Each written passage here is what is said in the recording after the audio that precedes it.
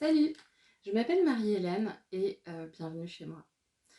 Alors, je t'invite à t'installer confortablement, à te faire une tisane, une boisson chaude. Moi, je me suis fait une petite infusion à la lavande. Voilà, tout simplement. On se met confortable. Voilà. J'ai préparé ma table pour les guidances de février. Alors tu verras sur mes vidéos pas mal de choses, mais à peu près à chaque fois que tu verras une de mes guidances, et à chaque fois que tu viendras me voir en soins d'ailleurs aussi, tu verras celui-là. Ça c'est Crolif, voilà c'est son nom, c'est lui qui l'a choisi, c'est pas moi. Et pour l'anecdote, j'ai une amie qui me disait mais si, il te faut du quartz rose dans ta salle de soins pour donner de l'amour pour les gens.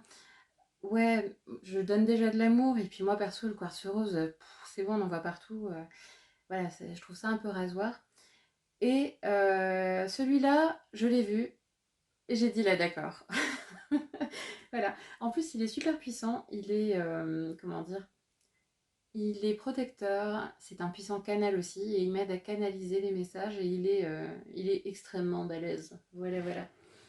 Voilà. J'ai plein d'anecdotes sur lui que je pourrais te raconter une fois si ça t'intéresse sur ce qu'il a été capable de faire, mais bon, ça, c'est pas le sujet du jour. Donc tu verras toujours différentes pierres selon l'inspiration, l'intuition, l'énergie du moment. Aujourd'hui j'ai allumé une nouvelle bougie aussi. Voilà. Alors pareil, autour de ma bougie, il y a des cailloux, il y a des coquillages, il y a pas mal de choses. J'ai une coquille Saint-Jacques aussi pas loin que je vais réinstaller parce que je la pose de façon verticale. J'ai du Palo Santo qui a été récolté de façon responsable dans le sens où on attend que l'arbre soit mort pour pouvoir le prélever. Voilà. C'est quand même un petit peu plus sympa de le laisser vivre. Et bon voilà, il y a des cailloux que ma fille m'a peint, il y a des énergies d'amour sympathiques. Voilà. J'ai allumé de l'encens aussi. Alors c'est important quand on reçoit de toujours donner aussi, de faire des offrandes pour remercier. Voilà. De travailler dans la gratitude avec les énergies qui nous accompagnent. Et aujourd'hui, c'est un encens à comment dire, au lotus. Donc oui, il a déjà brûlé depuis un petit moment, hein, le temps que j'installe tous mes préparatifs. Et pareil, c'est un encens qui a été fait de façon responsable également. Voilà, alors des fois j'allume des bâtons d'encens, des cônes. J'ai un kit pour faire les cônes moi-même, donc j'ai hâte de l'essayer. Et parfois des encens en grains, tout ça. Bref, voilà, on papote, mais l'heure tourne. Donc je t'invite à aller faire ta boisson, à faire pause sur la vidéo. Moi, je vais arrêter la vidéo là, je vais couper et je vais rajouter le tirage juste après, le temps de m'installer, de passer un coup sur la table et de bouger la caméra pour que tu puisses voir un petit peu mieux les cartes qui vont sortir. Voilà, c'est parti. Eh bien, je t'invite à revenir dans un instant.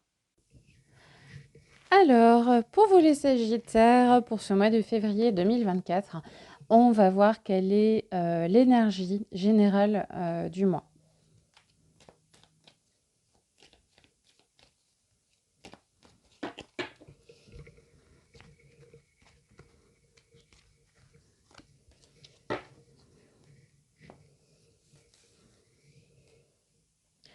Ah, c'est cool. Je vais vous montrer la carte d'un petit peu plus près. Voilà, c'est l'élévation. Alors, pour le, comment dire, pour prendre le fil, voilà, c'est comment dire, le bâton du tambour est pointé vers le haut en signe d'élévation. C'est l'élévation de l'être humain sur Terre. Et on voit ce tambour qui est un des outils puissants du chaman qui représente dans sa forme l'univers, le tout. Et puis voilà, il y a pas mal de symbolique autour de ça. Tout ça, c'est symbole d'élévation. Alors, je dirais que les Sagittaires, ce mois-ci, vous allez traverser des périodes qui vont être difficiles. Et oui, bah oui, parce que qui a dit que la spiritualité était quelque chose de facile? Ben, plus tes expériences vont être difficiles, plus ton âme va se densifier en fait. Et au travers de ces situations, tu vas remplir ton bagage que tu gardes avec toi au fil de tes incarnations de différentes expériences, de différentes connaissances aussi que tu vas pouvoir acquérir grâce au fait de passer par des difficultés, par des souffrances, par des choses comme ça. Tout ça, ça va être l'opportunité finalement de guérir ton âme et d'apprendre finalement à équilibrer aussi les différents points, bon, je ne sais pas si on peut appeler ça comme ça, mais de karma qui sont cristallisés dans chacun de tes centres énergétiques aussi. Finalement, c'est toi qui vas faire tourner cette roue-là. Tu es en train de créer un changement extraordinaire et ces épreuves sont en fait de véritables bénédictions avec des enseignements puissants. Essaye de toujours trouver le côté positif d'une situation. Je sais que c'est pas forcément facile. Du coup, ce qu'il faut se demander, par exemple, ça va être qu'est-ce que tu es en train d'apprendre là? Qu'est-ce que tu peux apprendre de cette expérience? Que te demande-t-on de régler, de résilier et quelle blessure n'est pas guérie? Voilà. Et en choisissant finalement d'aller vers la guérison, de traverser les épreuves qui seront difficiles avec un maximum d'équilibre possible et en résolvant tes traumatismes, je dirais que tu contribues finalement aussi à guérir les blessures de l'humanité, quoi. C'est quand à chaque fois qu'on fait ça, on devient inspirant aussi pour les personnes qui nous côtoient.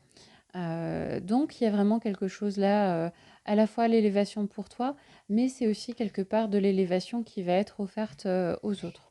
De par ta façon de faire, de par peut-être les relations. Peut-être qu'on va parler beaucoup de relations finalement aussi les Sagittaires, parce que pour moi ça me semble aussi important. C'est la plupart du temps grâce aux relations qu'on peut passer par des phases d'élévation parce qu'on réveille du coup des traumas, des blessures et on réapprend et on grandit systématiquement. Voilà, on va voir tout ça, mais je pense qu'on va parler de relationnel. Je vais faire une petite pause, je vais allumer un peu la lumière parce que c'est un peu sombre là derrière. Et comment dire? Et puis je vais tirer les cartes pour pouvoir voir les étapes de ton cheminement spirituel pour ce mois de février, les Sagittaires. Alors, quelles sont ces étapes?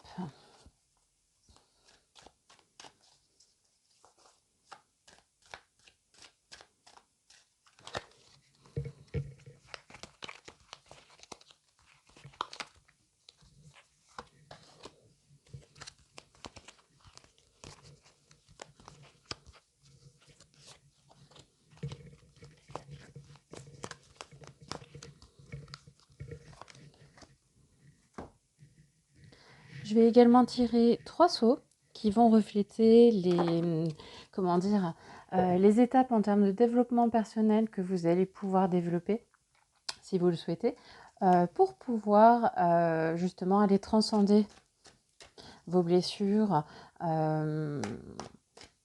et tout ce que vous avez à régler en fait, pour pouvoir percevoir sous une nouvelle version de vous-même la situation telle qu'elle est. La plupart du temps, c'est toujours différent de ce qu'on imagine.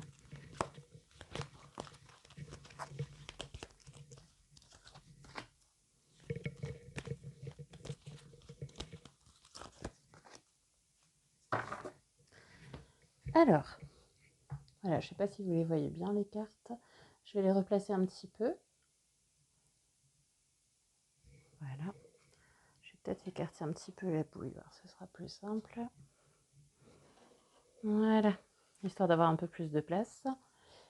Voilà.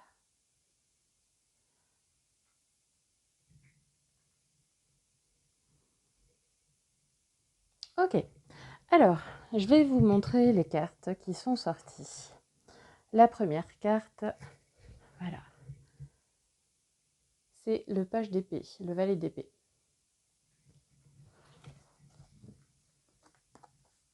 La deuxième carte, c'est le 6 de bâton.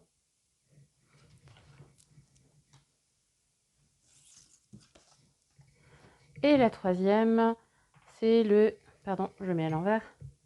C'est le 7 d'épée. Alors, je retourne également les sceaux et je vais vous expliquer tout ça. Donc, les sceaux comportent des illustrations intuitives qui ont un impact énergétique. Voilà, donc rien que de les voir, ça va agir pour vous permettre à effectuer votre shadow work, votre travail des ombres, pour vous réconcilier et réintégrer les parties de vous que vous rejetez habituellement ou qui ont souffert. Voilà, je vais vous expliquer tout ça également. Donc il y a le sceau numéro 2, le sceau numéro 6 et le sceau numéro 76. Alors, le valet d'épée. Le valet d'épée, lui, il va représenter, de par toutes ces épées qui sont comme florissantes, comme un soleil, comme une illumination. C'est un peu l'illumination, le voyage de la lumière, l'émergence de la lumière, de nouvelles idées, de créativité, de vérité aussi. Voilà. Ce valet, ce cavalier, enfin oui, ce valet est équipé d'une épée. C'est une épée qui va trancher les illusions, qui va faire tomber les masques. Et c'est l'épée de la vérité, effectivement. Euh, voilà. Donc vous êtes dans cette situation-là où vous allez passer par cette situation-là, justement, cette espèce d'énergie de droiture et de vérité. Vous allez passer par un couronnement. La carte du 6 de bâton, c'est le couronnement, c'est le succès, c'est la réussite. On voit sur la carte qu'il y a des rubans qui indiquent bien la célébration, le couronnement, l'achèvement en fait de ce que vous avez réalisé. La couronne ici qui est bien fournie et tournée vers les cieux, c'est vraiment l'élévation. C'est ce couronnement, même au niveau des, comment dire, même publiquement, en fait, aux yeux de tous, une reconnaissance, une valorisation justement de ce que vous avez accompli, de vos compétences, de tout ça. Donc il y a vraiment une réalisation, une célébration, une victoire, quelque chose qui est couronné de succès. Et ensuite, on arrive sur une trahison. Voilà. Vous allez passer par quelque chose que vous allez vivre comme une trahison, comme un mensonge, comme quelque chose de caché, comme un déshonneur, euh, comme une manipulation. On voit ici effectivement des épées qui passent à travers une carte et en dessous il y a le masque. C'est le masque, effectivement, le masque derrière lequel on se cache, le masque du traître. C'est le masque du fait de... il y a quelque chose où il y a quelqu'un qui agit derrière les coulisses hein, sans que vous le sachiez. Il peut y avoir une manipulation ou des motivations cachées, effectivement, qui vont effectivement se révéler autour de vous, près de vous, envers vous, ou alors c'est vous effectivement qui allez commettre cela. On va voir si les sceaux nous en disent un petit peu plus. Donc voilà, vous passez par une énergie de vérité, de droiture, d'émergence d'idées nouvelles, d'émergence de lumière, d'émergence d'intuition. Vous passez par la célébration, par l'accomplissement de cela. Et derrière cette réussite que vous allez vivre une trahison. Ça peut être un vol aussi de vos idées, ça peut être quelqu'un qui vous a utilisé, voilà, vous allez avoir un Judas en fait près de vous. Alors le sceau numéro 2, c'est le sceau qui indique, qui parle de l'image de soi. Alors, l'image de soi, c'est aussi quelque chose qu'on peut appeler l'ego. L'image de soi, c'est quelque chose pour vous qui est important. Vous avez besoin de vous voir comme une bonne personne et vous avez besoin aussi que les autres vous voient comme une bonne personne. Alors après, c'est normal hein, sur le plan un petit peu sociétal. Ça fait des milliers d'années qu'on fonctionne en tant qu'être humain euh, à vouloir avoir cette image effectivement de bonne personne parce que finalement, on est tous un peu dépendants les uns des autres. Il y a une notion de survie là-dedans. Donc forcément, quand on est la mauvaise personne, on se fait rejeter, etc. Donc, il y a effectivement quelque chose de l'ordre de cette croyance-là qui est très ancrée en vous. Alors, en soi, c'est pas quelque chose d'évident à contrôler et à traverser. Parce que oui, on a été éduqué d'une certaine manière dans notre famille, à l'école, et puis dans toutes nos interactions d'ailleurs avec les autres, tout simplement. Hein. C'est pas évident parce que finalement, entre être bon ou être mauvais, parfois c'est vraiment une question d'interprétation et de positionnement. Hein. Et pareil, il n'y a pas vraiment de distinction entre le fait de mal agir et d'être mauvais dans l'esprit. Du coup, forcément, la partie de l'image de soi que l'on peut appeler l'ego va vouloir absolument se voir et se croire comme une bonne personne. Et du coup, il y a un mécanisme qui se met en place qui fait qu'on met dans la case des mauvaises personnes les autres en fait qui n'agissent pas comme nous, comme ce que nous jugeons bon, de par notre culture, notre religion, notre éducation, etc. Et toutes les années que vous avez vécues, en fait, et toutes vos expériences un petit peu de vie et expériences sociales. C'est très compliqué parfois de se voir comme la mauvaise personne aussi. Pourtant, quand on analyse les situations, il est possible qu'on perçoive en quoi on est mauvais aussi. Et que l'on puisse reconnaître aussi ces parts un petit peu d'ombre et d'obscurité pour pouvoir les réintégrer. Je veux dire, en fait, les autres vont venir un petit peu comme des miroirs pour vous révéler ce que vous n'aimez pas chez vous et que vous assumez pas parce que finalement, assumer d'être comme ça, c'est quelque chose qui pourrait vous culpabiliser, vous donner honte, et la honte est un sentiment extrêmement désagréable, extrêmement dérangeant. Donc on essaye autant que possible d'éviter en fait ce sentiment de honte. Pourtant la honte est un révélateur, c'est quelque chose qui permet de façon très saine en fait de recadrer ses comportements, ses paroles, etc. Et ses fonctionnements. Donc c'est quelque chose que vous pourriez embrasser finalement. Voilà, donc dans la situation là, avec l'émergence de créativité, de vérité et de lumière, et cette épée justement qui tranche les illusions et qui va venir révéler la vérité, vous avez peut-être des prises de conscience à faire en miroir avec l'autre. Voilà. Il y a des choses que vous allez pouvoir comprendre sur les autres. Alors peut-être que c'est vous aussi qui allez faire cet effet miroir aux autres, hein. C'est toujours les interprétations, c'est toujours dans les deux sens. Et j'ai envie de dire, pour savoir quel est le véritable sens, j'ai envie de dire, si vous êtes en réaction par rapport à ce que je viens de dire de façon assez virulente, il y a des chances qu'il y ait une partie de vrai en vous. Si vous êtes plutôt sur un fonctionnement où vous vous posez les questions, vous vous dites, tiens, est-ce que peut-être c'est moi le problème finalement dans la situation, et que vous laissez cette part au doute, le doute qui est toujours quelque chose d'extrêmement sain, ça permet de se remettre en question, de réfléchir sur la situation et tout.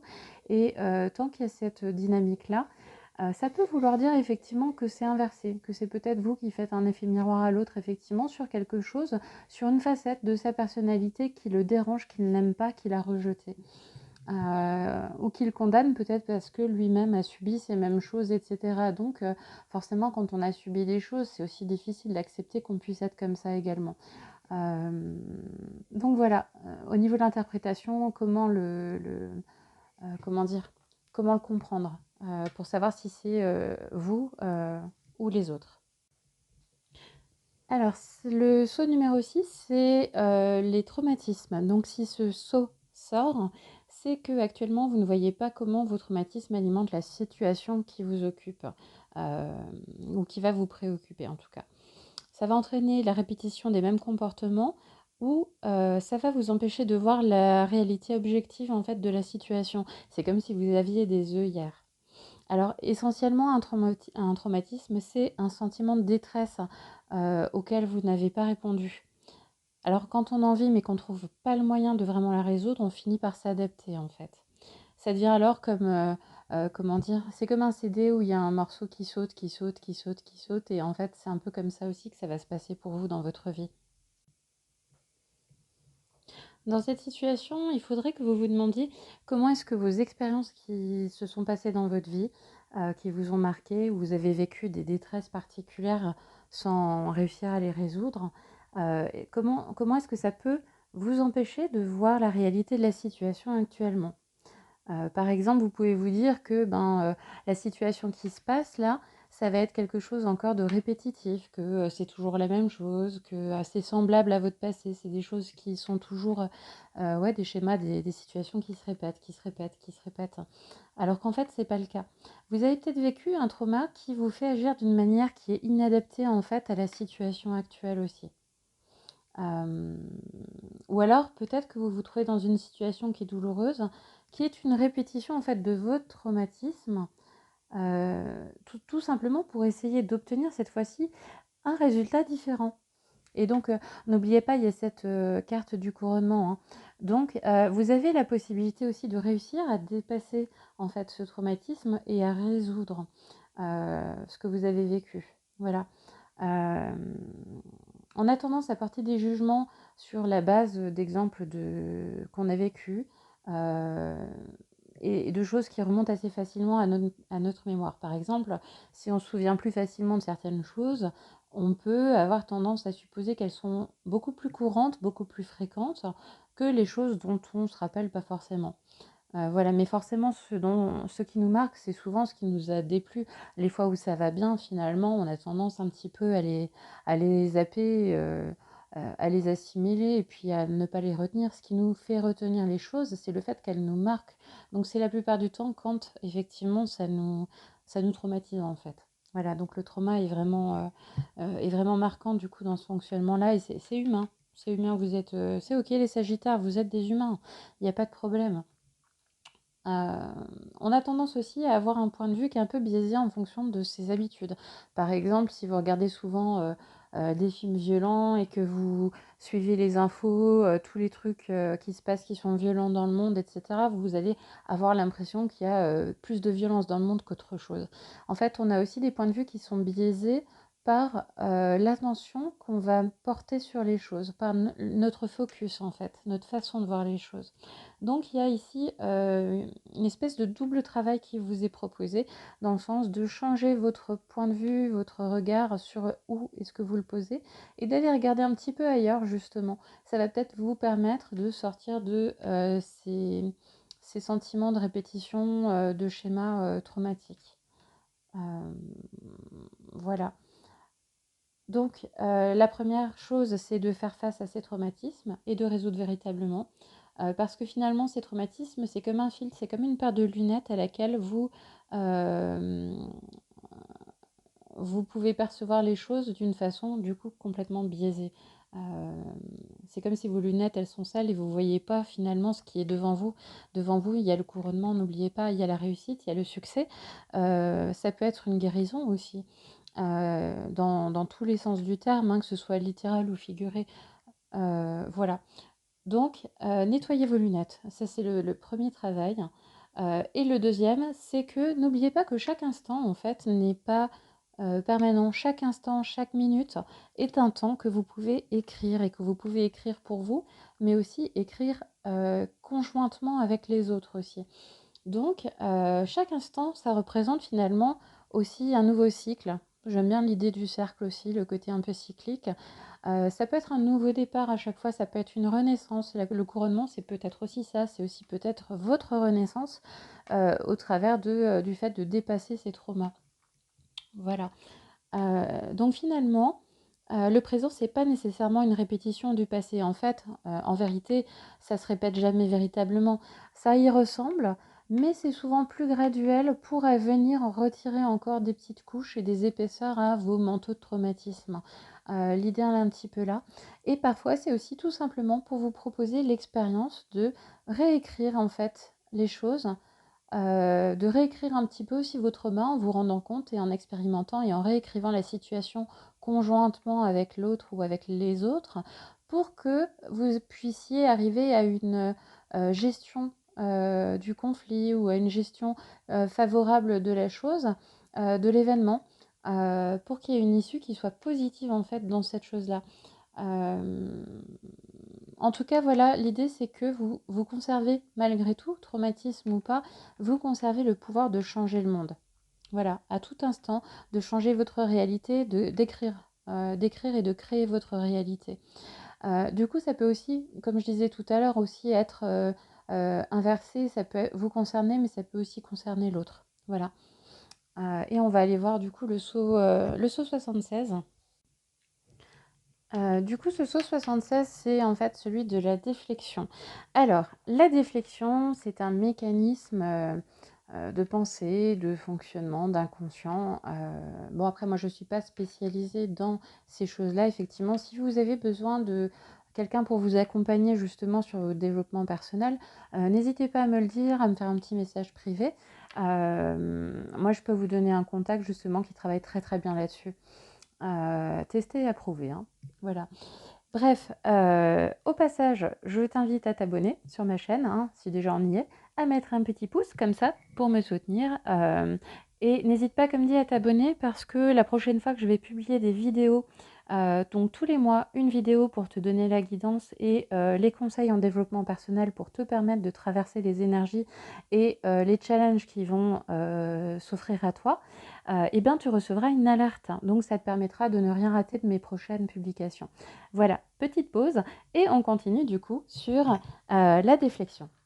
Donc la déflexion, c'est un mécanisme du coup qui est plutôt psycho-inconscient, semi-conscient, voilà, où on va en fait, comment dire, quand on nous dit quelque chose, on va avoir tendance à réagir et à venir pointer quelque chose d'autre chez la personne qui ne nous convient pas. En fait, c'est comme si on avait un déclic et au lieu de tenir compte de la critique qui est faite ou qui est perçue, parce que donc si on nous fait une critique ou si nous on perçoit une critique parce qu'on a peut-être nos propres traumas également, au lieu de tenir compte de ça, on va avoir tendance à s'en détourner, à la nier ou à l'ignorer totalement. Et on la retourne. La déflexion, c'est ça, c'est de la retourner vers la personne qui l'a communiqué en premier lieu.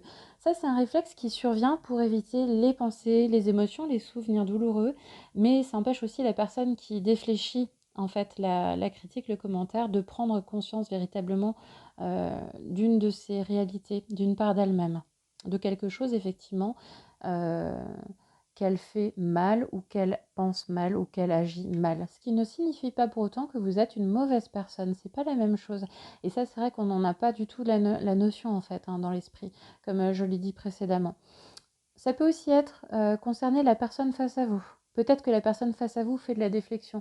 Donc elle me dit vraiment adapter ce que je vous explique par rapport à la situation que vous traversez ou que vous allez traverser là en février.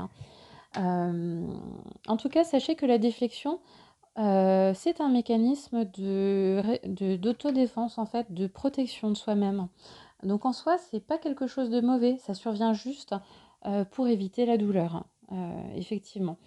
C'est un peu différent de la projection. Alors on parle de projection quand une personne ne peut pas accepter un aspect de sa propre personnalité parce qu'elle n'est pas conforme avec la belle image qu'elle a d'elle-même en tant que bonne personne. Et donc elle va le projeter en dehors de sa conscience sur l'autre personne. Genre non, c'est pas moi, c'est toi. C'est par exemple la personne qui va se mettre en colère, qui va voir la colère de l'autre, mais qui elle-même se pense pacifiste, alors que dans le fond, si elle regarde bien au cœur de ses émotions, elle va voir qu'il y a effectivement de la colère en elle aussi. Voilà. Donc, j'ai envie de dire, pour savoir si vous faites comment dire, de la projection, si vous ne voyez pas en vous l'émotion que vous projetez sur l'autre, si vous-même vous n'arrivez pas du tout à percevoir que oui, ça vous énerve cette situation, par exemple, et bien effectivement, vous faites de la projection. Si vous êtes capable de percevoir chez vous l'écho de ce que vous vivez comme émotion venant de l'autre, de ce que vous réceptionnez, effectivement, vous n'êtes pas dans la projection puisque effectivement, vous la considérez aussi chez vous. Voilà. Donc c'est intéressant parce que finalement, ça évoque toujours un peu ce mécanisme de miroir en fait avec l'autre. En tout cas, voilà, la défection, c'est un peu différent dans le sens où, euh, par exemple, quand on va vous dire quelque chose, on va vous poser une critique, quelque chose qui ne vous convient pas, la déflexion, en fait, vous allez accuser l'autre, par exemple, d'être en train de faire de la projection. Ça, c'est de la déflexion. Voilà, quand on refuse de prendre le temps de au moins observer, se poser la question pour savoir si ce que l'autre dit est peut-être un peu vrai, quelque part au fond de nous, et que direct on rejette le truc, c'est qu'on fait de la déflexion. Voilà, donc tout ça, en soi, c'est un mécanisme de défense de l'ego pour préserver l'image de soi. Et effectivement, l'image de soi est bien présente, comme on l'avait en saut numéro 2.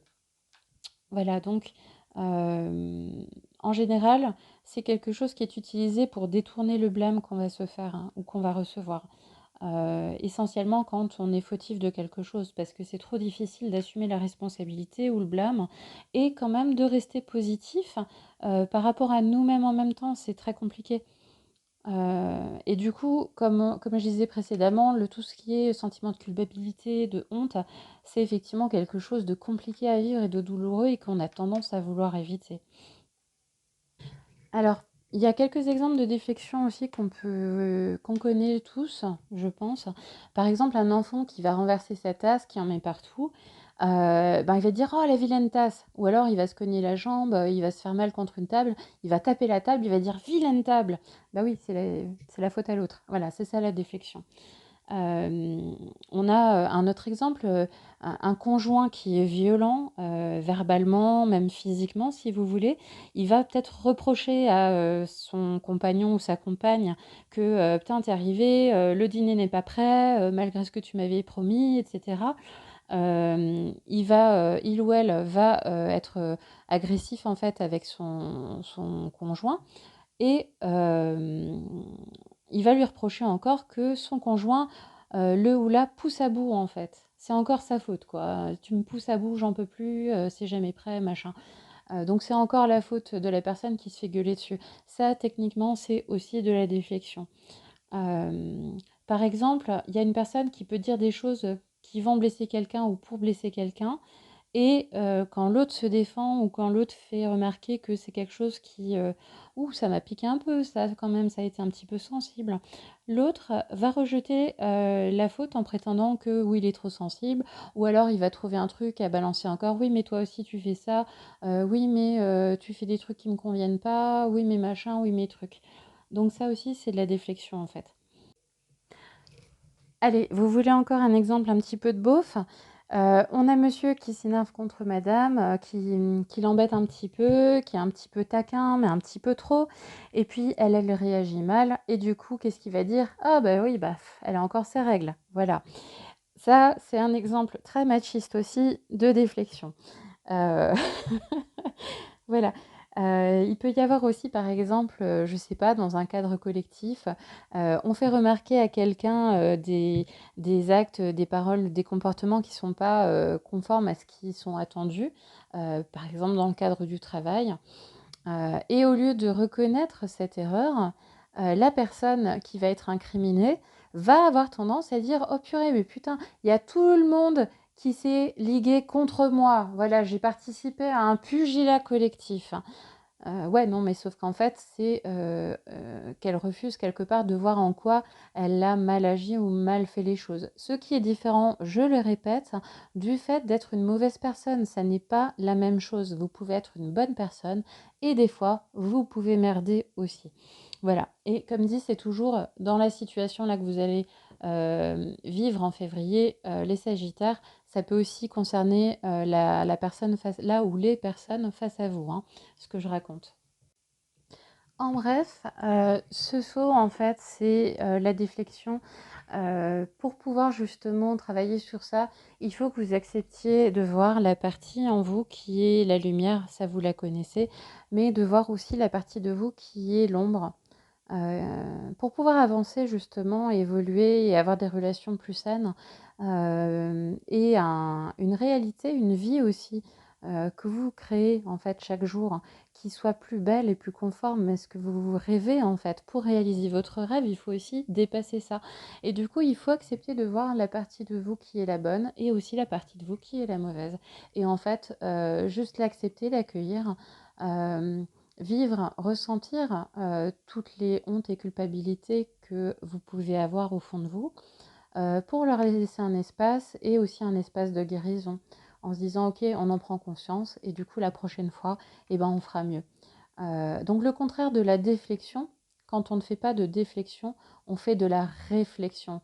Donc si ça c'est on va dire la bonne balance pour savoir si vous êtes en déflexion ou pas, c'est est-ce que vous réagissez ou est-ce que vous réfléchissez sur la situation en vous analysant et en vous autocritiquant, dans le sens porter sur vous un regard critique, pas critique au sens négatif et péjoratif, mais au sens de est-ce que vous vous évaluez dans vos mécanismes, dans vos fonctionnements. Voilà, donc le contraire vraiment de la déflexion, c'est la réflexion, c'est la clé. Si vous êtes en résistance et que vous êtes quand même dans quelque chose, vous n'avez pas trop envie d'aller regarder la partie de vous qui a honte et qui a mal fait les choses, et que vraiment vous êtes bloqué là-dessus, vous pouvez peut-être tout simplement décider, alors ça c'est une technique que je vous donne, c'est cadeau, vous pouvez décider que la meilleure personne dans la situation et dans votre conflit, avec l'autre personne ou avec les autres personnes. La meilleure personne, c'est celle qui accepte de voir en quoi elle a tort. Voilà, banco, vous avez gagné. Ouais, allez, ça fait du baume au cœur, ça fait plaisir, ça fait du bien. Voilà. La meilleure personne, c'est celle qui accepte de reconnaître ses torts et ses erreurs et qui fera mieux la prochaine fois. C'est ça la meilleure personne. Voilà, donc maintenant c'est cadeau. Je laisse le champ libre à vos égos pour aller faire le concours de B3 Pan à celui qui est la meilleure personne. Voilà. Bref, c'est une petite technique un petit peu malicieux. Ouais, ouais. Mais voilà, voilà, c'est quelque chose qui va pouvoir vous aider. Et pareil, ça peut aussi concerner l'autre personne. Donc, au travers de cette trahison finalement que vous allez vivre, allez voir en fait la partie de vous qui est l'autre en fait, qui est miroir de ce que vous critiquez sur l'autre et vice versa. Faudrait presque faire voir la vidéo en fait à la personne concernée avec qui vous allez vous prendre le chou en fait, hein. Donc allez voir la partie de vous qui a merdé, reconnaissez-le, admettez-le, excusez-vous parce que ça fait du bien aussi. Quand on s'excuse à vous, et ben dites merci. Voilà, ne dites pas c'est pas grave parce que c'est pas vrai. C'est pas vrai que c'est pas grave, c'est juste accepter l'excuse et dites merci. Et puis avancer vers quelque chose de plus beau. En tout cas, vous avez le couronnement. Même si derrière il y a la trahison, je pense que en fait, faudrait presque tirer une quatrième carte, mais je pense que si vous travaillez sur ces aspects-là de vous, et que si vous êtes en réflexion, que vous en avez conscience, c'est que ça peut concerner l'autre, tout simplement. Donc, si vous êtes patient et indulgent, et que vous laissez à l'autre effectivement le temps, l'espace dont il a besoin pour résoudre ça, je pense que l'issue de la situation ne peut être que favorable effectivement, ou en tout cas il y aura quelque chose qui va se dénouer de façon très claire et qui vous permettra effectivement de faire un choix dans la situation. Voilà, de faire des décisions qui seront nécessaires de faire aussi à un moment donné s'il en faut.